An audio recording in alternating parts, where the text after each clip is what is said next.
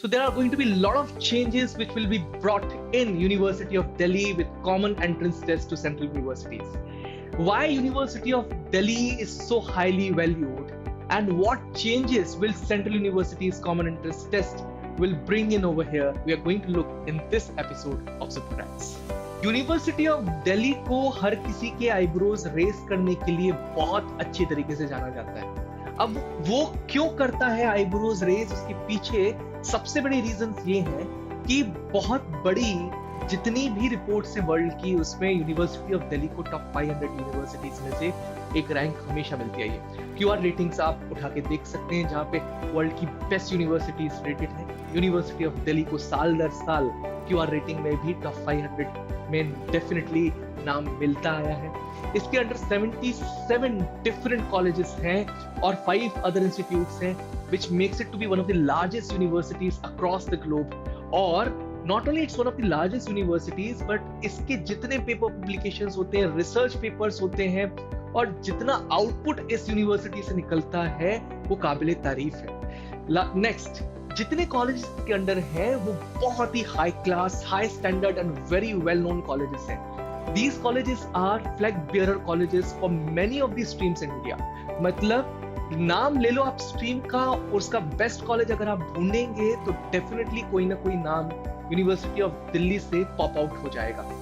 एक इंपॉर्टेंट चीज और भी है कि यहाँ की फीस बहुत नॉमिनल है, फीस बहुत हाई नहीं है जैसे प्राइवेट यूनिवर्सिटीज चार्ज करती आई हैं, पर प्लेसमेंट ट्रैक रिकॉर्ड उम्दा, एक्सीलेंट है। Last but not the least, यहाँ के लिए कट थ्रोट कंपटीशन हर साल बोर्ड एग्जाम्स की वजह से होता आया। इसी की वजह से शायद रीजन ही यूनिवर्सिटी ऑफ दिल्ली थी जिसकी वजह से NEP मतलब न्यू एजुकेशन पॉलिसी 2020 में ये ड्राफ्ट लाया गया कि इस साल से सारी की सारी यूनिवर्सिटीज को, चाहे वो सेंट्रल हो, स्टेट हो, प्राइवेट हो, आने वाले दौर में उनको एंट्रेंस एग्जाम कंडक्ट करवाना होगा।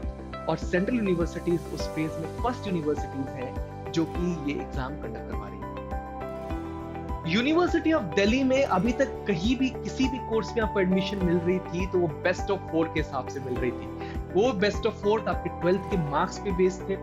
सेकेंडली, एक DU-JET एग्जाम कंडक्ट करवाया जाता था जिसका 65% ऑफ मार्क्स दिया जाता था और इस एंट्रेंस एग्जाम के बेसिस पे BMS, BBA financial investment analysis और BA इकोनॉमिक्स, बिजनेस इकोनॉमिक्स जैसे कोर्सेज में एडमिशन भी मिलता था।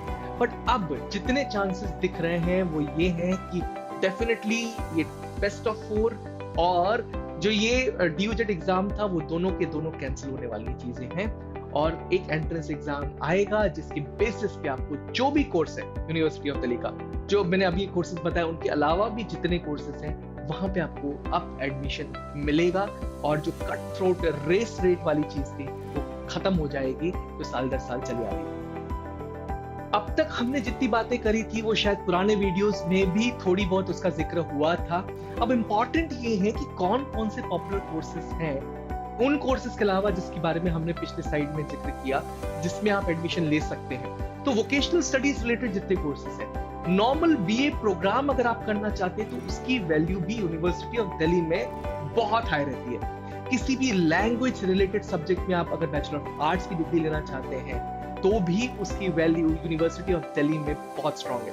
फिलॉसफी, साइकोलॉजी, अप्लाइड साइकोलॉजी, ये भी चीजें बहुत स्ट्रॉन्ग है यूनिवर्सिटी ऑफ दिल्ली में अगर आप इनमें एडमिशन लेना चाहते हैं। BA ऑनर्स इन इकोनॉमिक्स, कुछ ऐसे उम्दा कॉलेजेस हैं यूनिवर्सिटी ऑफ दिल्ली में जिनकी कंपटीशन में कोई और कॉलेजेस हैं ही नहीं पूरे के पूरे इंडिया में।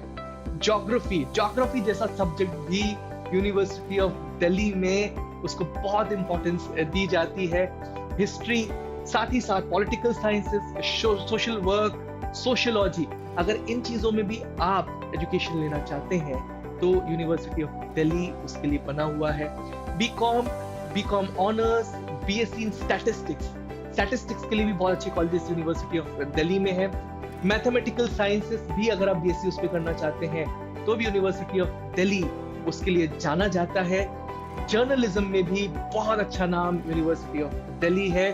साथ ही साथ अगर कंप्यूटर साइंस में आप BSc ऑनर्स करना चाहते हैं तो भी university of Delhi is a very well known name. तो सुपरग्रेड्स टीम का अपने स्टूडेंट्स के ऊपर एक हक है, और ये हक है कि उनको उस कॉलेज से मिलाना जहां पे वो अपने ख्वाहिश का कोर्स करना चाहते हैं। So we have an objective that we meet an individual with the combination of the finest college and finest course of his choice. So when you talk about university of Delhi, तो जितने streams हैं वहां पर आपको कुछ बहुत ही classical colleges मिलेंगे, like management. Shahid Sukhdev College of Business Studies is one of the very renowned names in India for management. So Shahid Sukhdev College of Business Studies से students definitely management कर सकते हैं अगर University of Delhi से पढ़ रहे हैं। Psychology, Lady Shri Ram College of Women as well as Jesus and Mary College, ये दो colleges psychology में इंडिया में शायद सबसे बेहतरीन colleges में से एक है।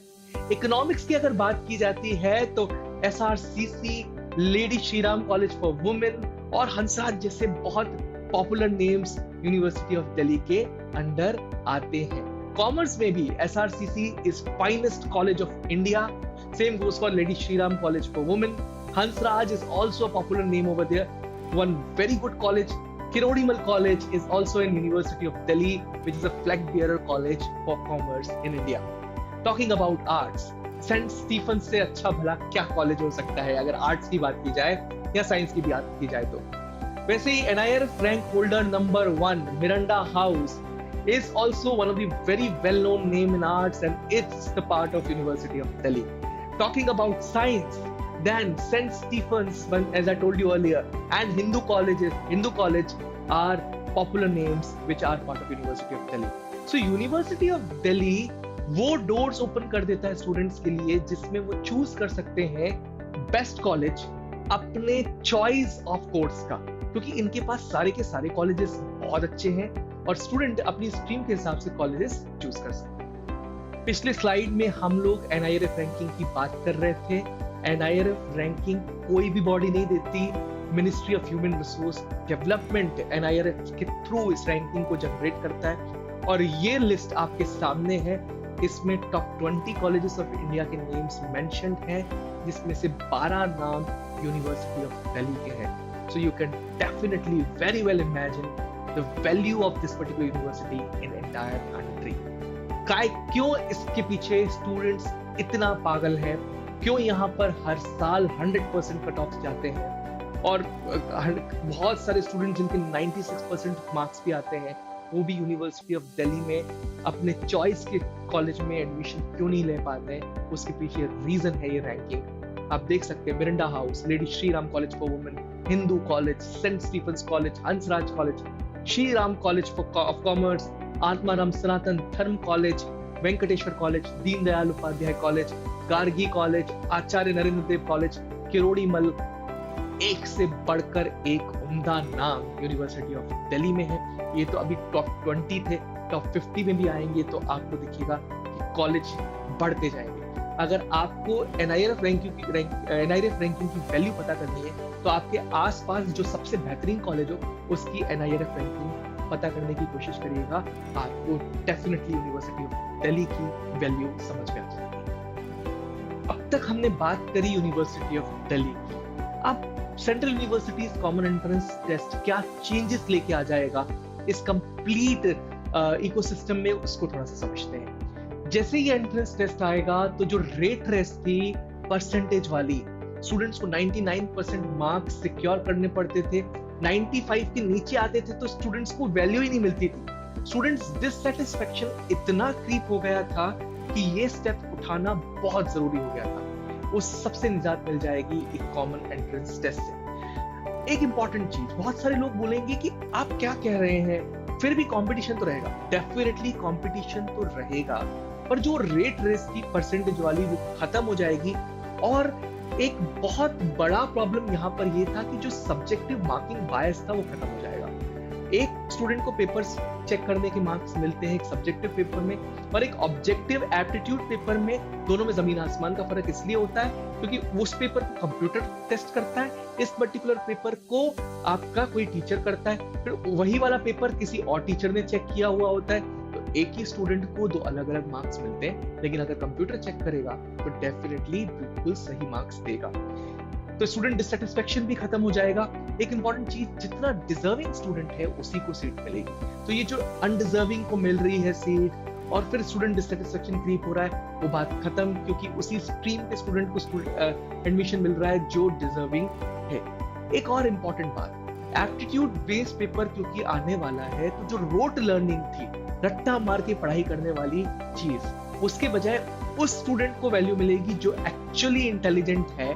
तो एप्टीट्यूड बेस्ड पेपर डेफिनेटली बता देगा कि कौन सा स्टूडेंट वाकई में डिजर्व करता है, बजाय उसके जो कि रोट लर्निंग की वजह से आगे बढ़ता हुआ आ रहा था आज तक। एक और इम्पॉर्टेंट चीज ये हो जाएगी कि यूनिवर्सिटी ऑफ दिल्ली के साथ साथ स्टूडेंट्स बाकी उन सारी प्राइवेट कॉलेजेस को या प्राइवेट यूनिवर्सिटी को भी टारगेट कर सकते हैं जो अभी तक एप्टीट्यूड बेस्ड एग्जाम लेते हुए आए थे। सो ये प्रैक्टिस अभी शुरुआत नहीं हो रही है इसकी, बहुत सारे कॉलेजेस पहले से एप्टीट्यूड बेस्ड एग्जामिनेशंस कराते हुए आए हैं, तो स्टूडेंट्स डेफिनेटली उन कॉलेजेस को भी टारगेट कर पाएंगे after happening of central universities common entrance test. So this was all from my side and this video of Supergrads will definitely meet once again in its next video, and that will be around some other subject. Subscribe Supergrads YouTube channel, press the bell icon to get all the notifications. All the videos are very useful for you.